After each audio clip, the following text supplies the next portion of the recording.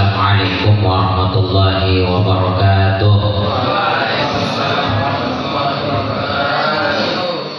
Alhamdulillahilladzi anzala as-sakinata fi qulubil mu'minin liyazdadu imanan ma'a imanihim. Asyhadu an la ilaha illallah wahdahu la syarika lah wa asyhadu anna sayyidana Muhammadan abduhu wa rasul la nabiyya ba'dah. Allahumma salli ala sayyidina Muhammadin wa ala alihi wa ashabihi ajma'in, amma ba'du. Jemaah subuh yang insyaallah dirahmati oleh Allah Subhanahu wa taala. Alhamdulillah, Allah masih memberikan kita kekuatan hidayah untuk hadir sama-sama melaksanakan sholat subuh berjamaah. Waktu subuh itu adalah karunia yang sangat besar yang Allah berikan kepada kita hambanya. Kata Nabi, raka'ataini qabla al-fajri, 2 rakaat sebelum fajar itu khairun minad dunya wa ma fiha, lebih baik daripada dunia dan seisinya. Orang yang meninggal dunia, yang sekarang ada di kuburan, yang kalau mereka itu mungkin meninggalkan harta miliaran, mereka tinggalkan rumah-rumah mewah untuk anak-anak mereka. Andailah ditawarkan kepada mereka, maukah kamu tukar semua harta yang kamu tinggalkan untuk anakmu yang miliaran itu? Kamu tukar, biarlah anakmu miskin, dan kamu diizinkan kembali ke dunia sholat sunat qabliyah subuh 2 rakaat. Kamu diizinkan kembali sholat subuh 2 rakaat. Maukah kamu tukar dengan harta yang banyak, yang berpuluh-puluh tahun kamu kumpulkan untuk kamu tinggalkan kepada anak-anakmu? Relakah kamu tukar semua itu untuk bisa kembali sholat sunat qabliyah subuh 2 rakaat? Maka sungguh mereka akan rela, mereka akan dengan senang hati, dengan gembira ingin menukar semua itu, asalkan mampu kembali sholat sunat subuh 2 rakaat.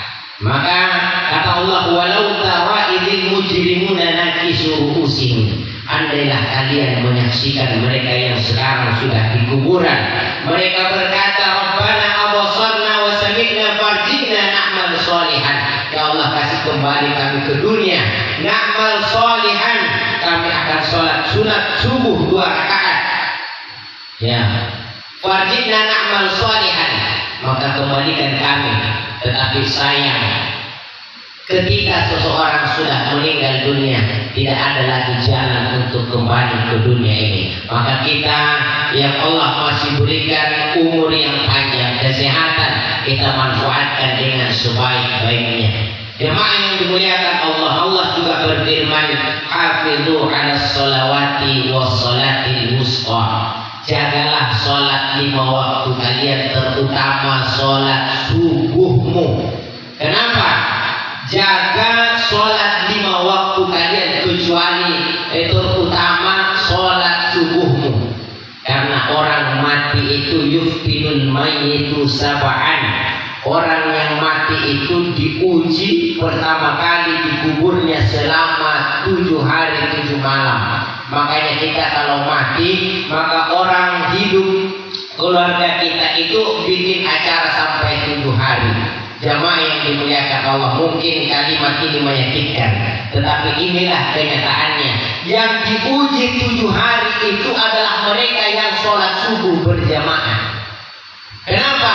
Karena orang yang sholat subuh berjamaah Allah bebaskan dari kemunafikan. Karena antara munafik, bainal mu'min wal munafik, antara mukmin orang beriman dan kemunafikan itu beda tipis. Sampai-sampai sahabat Nabi bertanya, Umar bin Khattab bertanya kepada ahli sirnya Nabi, adakah saya di catatan Nabi di antara orang-orang munafik? Kenapa?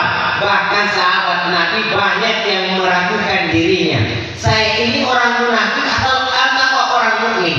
Makanya Nabi memberikan penegasan, orang munafik itu paling berat untuk sholat subuh berjamaah. Maka orang yang tidak pernah sholat subuh harusnya bukan acara 7 hari, tetapi acaranya 40 hari. Makanya dalam tradisi kematian kita di masyarakat ada 7 hari, ada acara 40 hari. Kenapa ada acara 7 hari, ada acara 40 hari? Karena kita ini tidak tahu yang mati ini orang ahli iman ataukah orang yang munafik di sisi Allah Subhanahu wa Ta'ala. Karena orang munafik itu bukan orang yang tidak sholat. Yang bunuh sahabat Nabi Umar bin Khattab yang tikam dari belakang. Umar bin Khattab sementara imam sholat, yang tikam itu adalah orang yang berdiri di belakangnya, orang yang berada di saf pertama. Jadi yang tikam Umar bin Khattab itu bukan orang yang tidak sholat, orang yang sholat, tetapi dia adalah bagian dari orang yang munafik. Ciri orang munafik adalah tidak mampu sholat subuh berjamaah. Maka kami peringatkan kepada anak-anakku semua, santri, jaga sholat subuh berjamaah sepanjang kita masih mampu untuk menjalankan sholat subuh berjamaah ini. Hadirin yang dimuliakan Allah Subhanahu wa Ta'ala, bulan Ramadan ini adalah syahrul maghfirah, adalah bulan pengampunan Allah Subhanahu wa Ta'ala.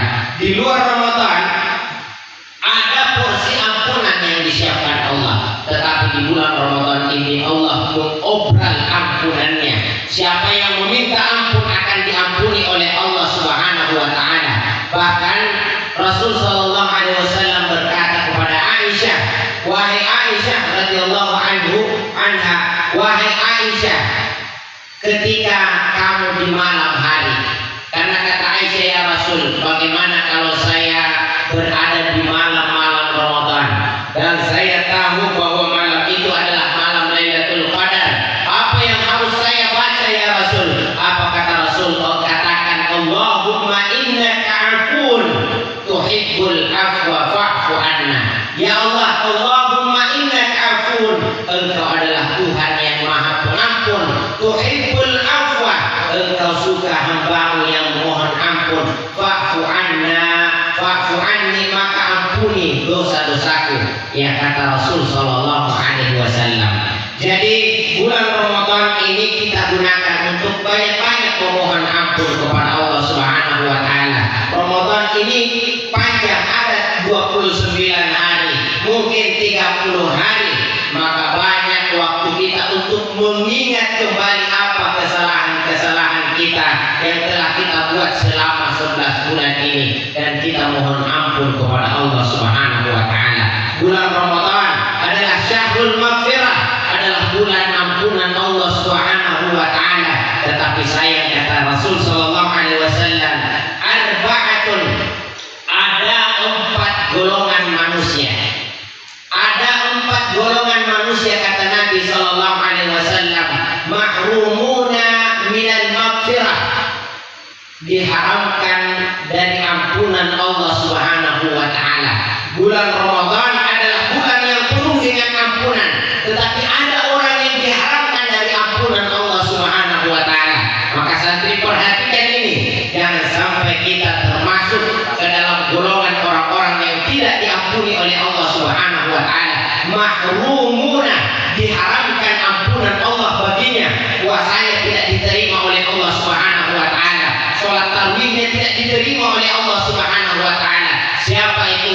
Yang pertama kata Nabi sallallahu alaihi wasallam, mudminul khamrin, orang-orang yang suka minum cap tikus, orang-orang yang suka isap-isap lem, orang-orang yang hobi minum minuman keras. Mereka itu haram dari ampunan Allah Subhanahu wa Ta'ala. Maka yang terjebak dalam perbuatan itu cepat bertaubat kepada Allah Subhanahu wa Ta'ala. Ini yang pertama. Yang kedua adalah aqil liwalidain.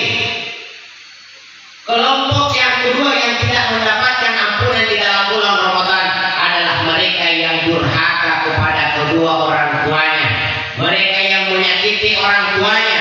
Kata Imam Asy-Syafi'i rahimahullah, beliau mengatakan bahwa janganlah kalian berdebat dengan orang tua kalian meskipun kamu benar. Jangan berdebat dengan orang tua kalian, dengan bapak ibu kalian, meskipun kamu tahu orang tuamu salah dan kamu benar. Kenapa? Karena ketika orang tuamu merendahkan suaranya karena takut kepadamu, ketahuilah saat itu kamu sedang berbuat durhaka kepada kedua orang tuamu tersebut. Jamaah yang dimuliakan Allah Subhanahu wa taala, Nabi Ibrahim alaihissalam, beliau punya bapak namanya Azar. Dia itu adalah penyembah berhala.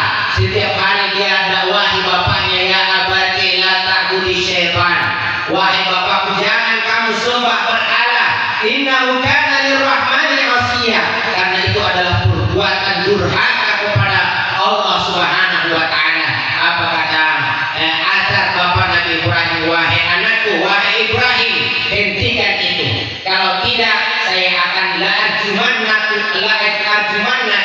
Saya akan lempar kamu batu sampai mati. Saya akan lempar kamu batu sampai mati. Apakah Nabi Ibrahim kemudian meninggikan suaranya? Tidak. Nabi Ibrahim tetap berkata, ya abati, wahai ayahandaku tercinta. Nabi Ibrahim tidak mengatakan ya abi, tetapi Nabi Ibrahim mengatakan ya abati. Kata abi adalah bapak, kata abati juga bapak, tetapi abati adalah ungkapan panggilan seorang anak yang paling terindah kepada bapaknya.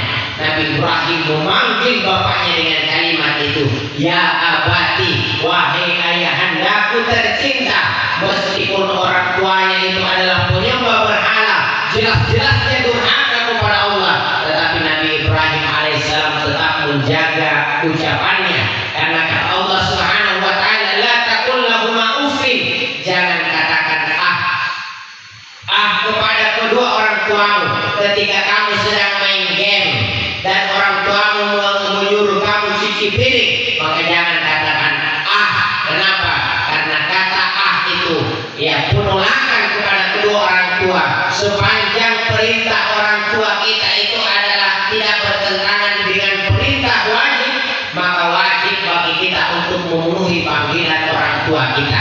Kalau ada seorang anak yang sholat sunat, kemudian orang tuanya memanggil wahai fulan, wahai anakku, maka tidak ada alasan bagi anak itu untuk melanjutkan sholat sunatnya. Kenapa? Hentikan sholat sunatmu. Kenapa? Karena panggilan orang tuamu adalah wajib. Ya, maka tidak boleh meninggalkan yang wajib hanya karena perkara yang sunat.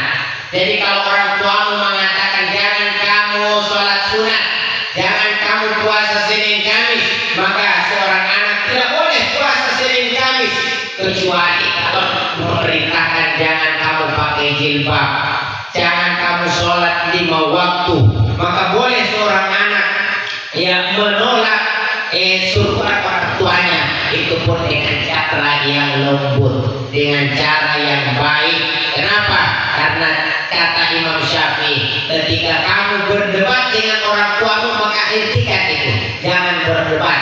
Kalaupun mereka salah, maka ketahuilah ketika orang tuamu merendahkan suaranya karena takut terhadapmu, pada saat itu kamu sedang durhaka kepada kedua orang tuamu. Itu yang kedua. Jadi yang pertama adalah mudminul khamri, ini haram mendapatkan ampunan di bulan Ramadan. Pemuda atau orang-orang yang hobi minum minuman keras. Dan yang kedua adalah akil liwalidain, orang yang suka menyakiti hati kedua orang tuanya. Dan yang ketiga adalah qati'ur rahim, orang yang suka memutus tali persaudaraan. Tidaklah dua orang mukmin saling mendiamkan selama 3 hari, lewat dari 3 hari amal ibadahnya disita oleh Allah Subhanahu wa taala. Maka orang yang qati'ur rahim, orang yang saling bermusuhan, orang yang tidak yang cuek, orang yang mendiamkan saudaranya melebihi 3 hari, maka disita amal ibadahnya oleh Allah sampai dia kembali berbaikan. Makanya orang yang memutuskan silaturahmi tidak berhak atas ampunan Allah di bulan suci Ramadan ini. Dan yang terakhir adalah al-musahin. Al-musyahin itu adalah orang yang menyimpan dendam, orang yang menyimpan kebencian di dalam hatinya. Jadi ada Nabi SAW duduk-duduk dengan para sahabatnya. Kemudian Nabi berkata, sebentar lagi akan masuk ahli surga. Maka para sahabat menengok ke arah pintu masjid, ternyata masuk seorang pemuda, masuk seorang laki-laki. Ya, namun itu adalah kali pertama, makanya para sahabat itu ya tidak terlalu memperhatikan. Di hari yang kedua kumpul-kumpul lagi Nabi dengan sahabatnya. Tiba-tiba Nabi kembali berkata, sebentar lagi akan masuk di pintu masjid ini orang yang dijamin oleh Allah masuk surga, ahli surga. Maka para sahabat kemudian menengok ke arah pintu. Kaget sahabat, ternyata yang dimaksud oleh Nabi masih orang yang kemarin. Maka para sahabat kemudian mulai memperhatikan orang tersebut. Apa keistimewaan orang ini? Pada hari yang ketiga Nabi kembali berseru, sebentar lagi akan masuk di pintu itu ahli surganya Allah Subhanahu wa ta'ala. Maka para sahabat menengok, kemudian masuk lagi orang. Kaget sahabat, ternyata masih orang yang sama. Karena para sahabat ini penasaran, sehingga salah seorang sahabat nanti mengikuti orang tersebut sampai di rumahnya. Dia perhatikan berhari-hari apa yang dibuat oleh orang tersebut sampai mendapatkan jaminan surga dari Nabi Shallallahu Alaihi Wasallam. Maka ternyata begitu diamati, maka sholatnya biasa-biasa saja, tidak kalah dengan sholatnya para sahabat. Bahkan para sahabat lebih hebat ibadahnya daripada orang ini. Tapi kenapa dapat jaminan surga dari Nabi Shallallahu Alaihi Wasallam? Maka diamati ternyata ibadahnya biasa-biasa saja. Kemudian sahabat Nabi tersebut kemudian berkata, wahai fulan, tahukah kamu bahwa kamu itu dijamin oleh Nabi Shallallahu Alaihi Wasallam sebagai ahli surganya? Kaget orang tersebut. Ya, tetapi kata sahabat Nabi, tetapi saya melihat kamu ibadahmu biasa-biasa saja. Apa kata orang tersebut? Apa yang ibadah saya itu memang seperti apa yang kamu lihat. Saya sendiri bingung kenapa bisa saya berhak mendapatkan surganya Allah Subhanahu wa ta'ala sampai dijamin oleh Nabi Sallallahu Alaihi Wasallam. Karena tentu sahabat Nabi itu berharap juga jaminan dari Nabi untuk masuk ke dalam surga. Itulah makanya ketika ada sahabat Nabi yang kemudian dijamin masuk surga, ada seorang sahabat di masa perang, dia kemudian memegang 3 biji kurma. Kemudian dia memakan satu persatu biji kurma tersebut. Kemudian dia berkata kepada Nabi, ya Rasul, kalau saya tembus blokade musuh, kalau saya menyerang sekarang dan saya mati, di mana tempat saya ya Rasul? Maka Rasulullah berkata, kalau kamu mati di peperangan ini, maka kamu akan mendapatkan surganya Allah Subhanahu wa ta'ala. Maka ketika Rasulullah Sallallahu Alaihi Wasallam menginspeksi pasukan, maka sahabat itu kemudian membuang kurmanya, dia pacu kudanya, dia serang musuh sendirian. Belum sampai di barisan orang kafir, dia sudah mati terpanah. Ya, maka Rasulullah teriak, siapa itu? Ini belum diinstruksikan menyerang, kenapa sudah menyerang duluan?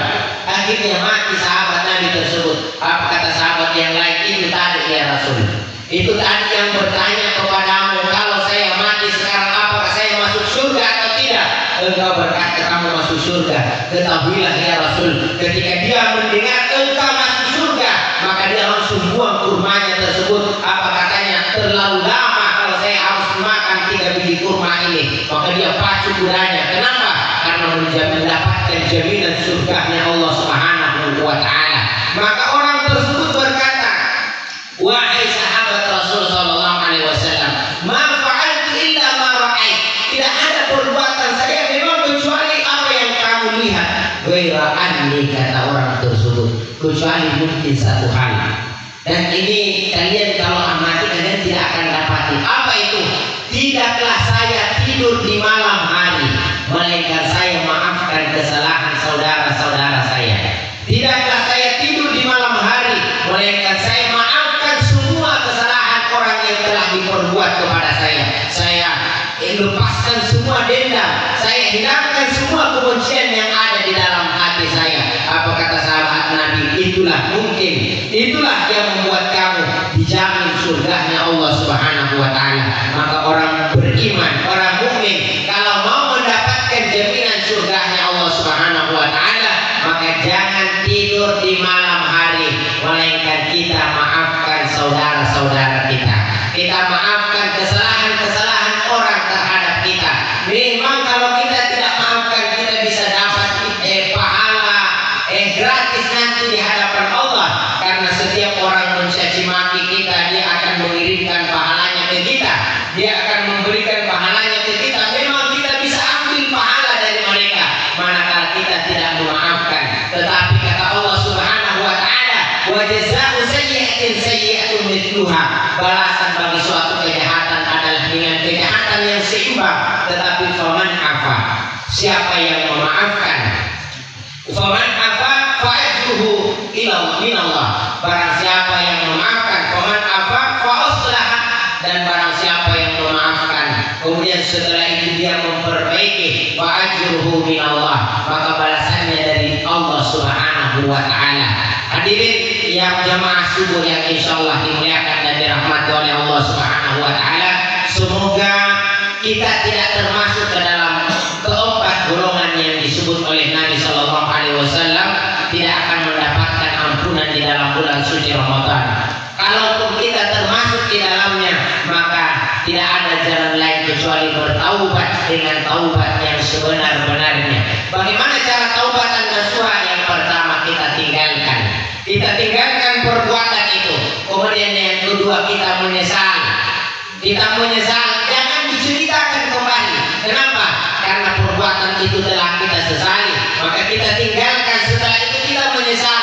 Dan yang ketiga, kita berjanji tidak akan kembali melakukan perbuatan tersebut. Kemudian yang keempat, kita memperbaiki diri. Kalau itu menyangkut kesalahan dengan orang lain, maka kita meminta maaf. Setelah itu kita perbaiki hubungan kita dengan orang tersebut. Jamaah subuh yang insyaallah dimuliakan dan dirahmati oleh Allah Subhanahu wa taala, mungkin itulah yang bisa saya sampaikan. Semoga bermanfaat untuk diri kita semua, terutama pribadi saya sendiri. Wallahu muwaffiq ila aqwamit thoriq. Wassalamualaikum warahmatullahi wabarakatuh.